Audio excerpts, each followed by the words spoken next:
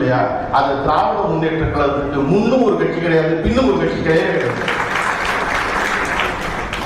நீங்க நினைச்சு பாருங்க, இதை போல வேலை செய்கிற, இதை போல மக்களோடு இருக்கிற ஒரு கட்சியில் இருக்கிறோம், ஒரு கட்சியை ஆதரிக்கிறோம் என்பதை விட பெரிய மகிழ்ச்சி நமக்கு இருந்தவே முடியாது. வேற எந்த கட்சி செய்ய.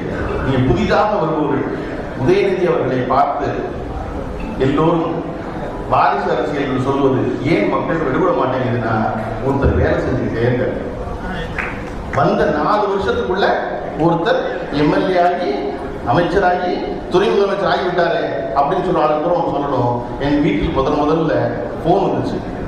நான் சின்ன பிள்ளைல போனை பார்க்கும்போது டயல் பண்ணணும், போனை சுத்த ஒரு போனு, அந்த சுத்துற போனு.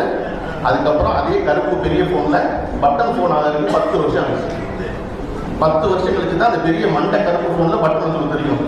அந்த மண்டை கருப்பு போன் இருக்குல்ல, அதை கையில தூக்கி வெளியே போய் பேசுறதுக்கு ஒரு கார்ட்லெஸ் போனு, ஒயர் கிடையாது. ஒயர்லாம் வர்றதுக்கு இன்னொரு 10 வருஷம் ஆச்சு. கிட்டத்தட்ட ஒரு போன், ஒரு இடத்துல உட்கார்ந்து இருக்கிற போன், அந்த போன்ல பட்டன் போன் வந்து பட்டன் போனை எடுத்துக்கிட்டு வாசல் வரை போய் பேசலாம். 10 அடி போகலாம். 10 அடி போறதுக்கு கிட்டத்தட்ட 30 ஆண்டு காலம் ஆச்சு விஞ்ஞான வளர்ச்சியில. அதுக்கப்புறம் 1996 முதல்ல என்ன வந்துச்சு, கேஜர்னு வந்துச்சு.